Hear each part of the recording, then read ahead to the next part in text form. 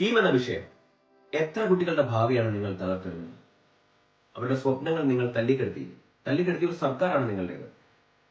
ഉന്നത സമിതിയോട് പോലും ആലോചിക്കാതെ എന്തിനായിരുന്നു നിങ്ങൾ ഒരു മാറ്റം കൊണ്ടുവന്നത്?